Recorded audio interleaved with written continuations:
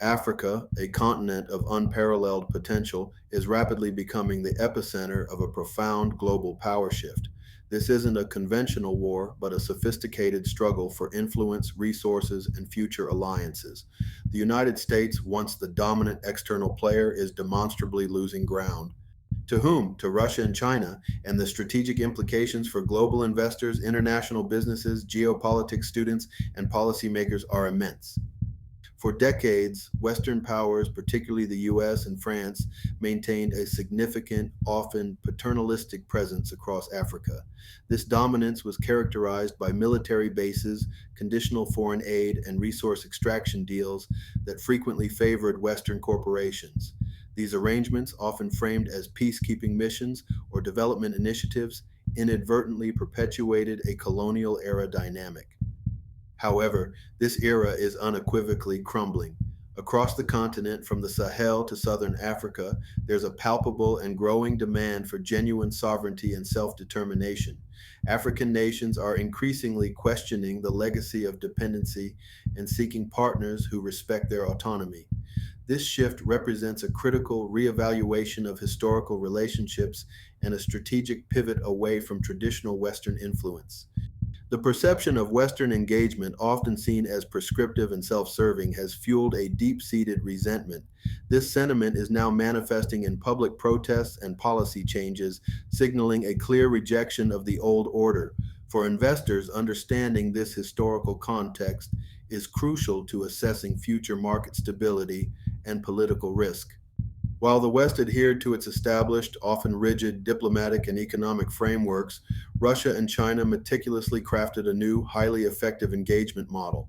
Their approach is characterized by pragmatism, speed, and a distinct lack of ideological preconditions. This no strings attached narrative resonates powerfully with African leaders seeking unencumbered development and security partnerships.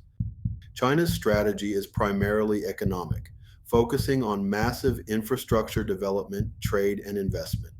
Through initiatives like the Belt and Road, Beijing has poured billions into African roads, railways, ports, and energy projects. This provides tangible, visible development, fostering goodwill and creating deep economic linkages. For international businesses, China's model offers a blueprint for rapid market penetration and resource access, albeit with complex debt implications. Russia, conversely, has carved out a niche in the security and political spheres. Moscow offers military training, arms sales, and private security contractors, often without the human rights conditionalities imposed by Western nations. This provides immediate security solutions for regimes facing internal threats or external pressures.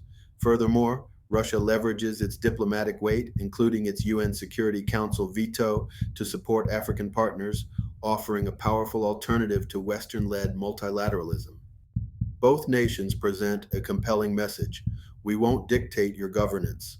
This non interference principle, whether genuine or strategic, stands in stark contrast to Western demands for democratic reforms and good governance.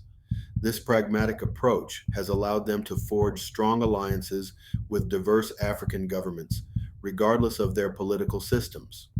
The Sahel region, Burkina Faso, Mali, and Niger, serves as a stark illustration of the US and Western powers losing their strategic foothold. In rapid succession, Western backed governments were overthrown by military juntas. Crucially, these new leaders did not turn to NATO or France, they aligned themselves with Russia.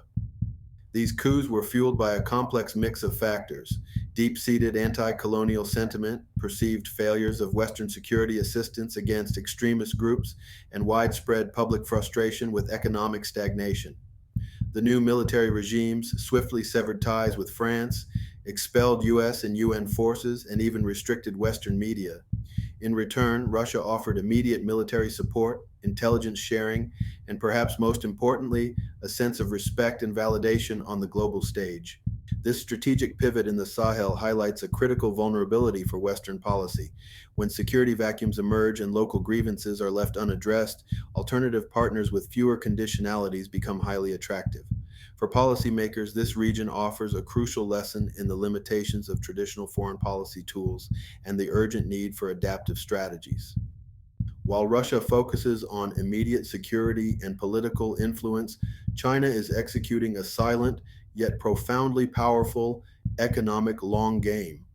The Belt and Road Initiative, BRI, has seen China fund and construct over 13,000 infrastructure projects across Africa, from the port of Djibouti to extensive highway networks in Nigeria. This isn't traditional aid. It's a sophisticated blend of loans, investments, and direct construction. China's approach creates deep economic dependencies and ensures a permanent Chinese presence through the operation and maintenance of these vital assets. Critics argue this constitutes a new form of debt trap diplomacy, where nations become beholden to Beijing due to unsustainable debt burdens. However, many African leaders view these investments as essential for their development, providing opportunities where Western capital has been slow or conditional. For global investors and international businesses, understanding China's economic footprint is paramount. It shapes supply chains, market access, and the competitive landscape across the continent.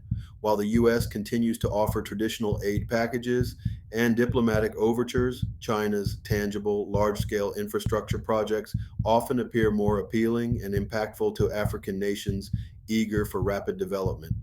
The strategic shifts in Africa are not merely regional developments, they have profound global implications for everyone, from investors in New York to policymakers in Brussels.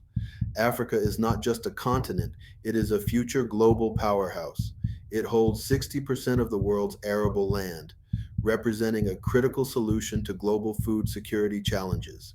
It possesses 30% of global mineral reserves, including vital resources like cobalt and lithium, essential for the burgeoning electric vehicle and renewable energy industries.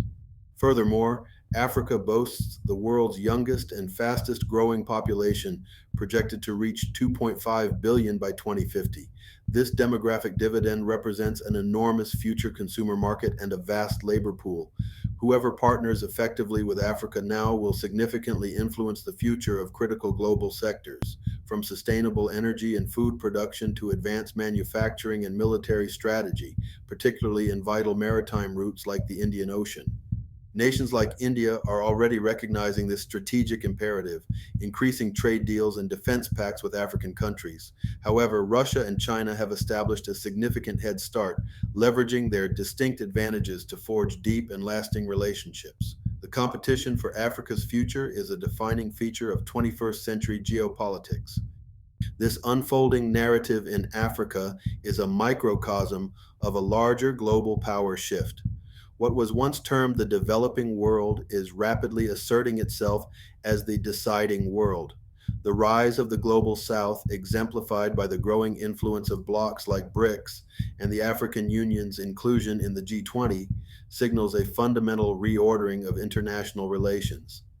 As the U.S. loses ground in Africa, its overall global dominance inevitably shrinks. The question for Washington and its allies is no longer about maintaining unipolarity, but about adapting to a complex multipolar world. Can the U.S. pivot from its traditional approaches to offer genuinely attractive, mutually beneficial partnerships that resonate with Africa's aspirations for true sovereignty and equitable development? Or will it continue to lose allies quietly in the most strategically vital continent of the 21st century? The future of global power dynamics will, to a significant extent, be written in Africa. Africa is no longer a passive recipient of foreign policy. It is actively choosing its partners, and the U.S. is clearly no longer the automatic first choice. For global investors, this means reassessing risk and opportunity through a new geopolitical lens. For international businesses, it demands innovative engagement strategies that prioritize local partnership and long term value creation. For geopolitics students, it offers a live case study in the complexities of power transitions. And for policymakers, it is a stark call to action.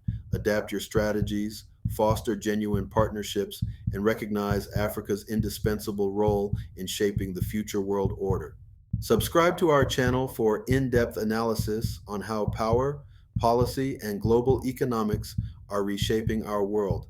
This is Politics, Power, and Policy, and the strategic re evaluation of Africa is just the beginning. Engage with us. What are your thoughts on the U.S. strategy in Africa? Share your insights in the comments below. Your perspective is crucial to this vital global debate. Until next time, my friends, stay safe and informed.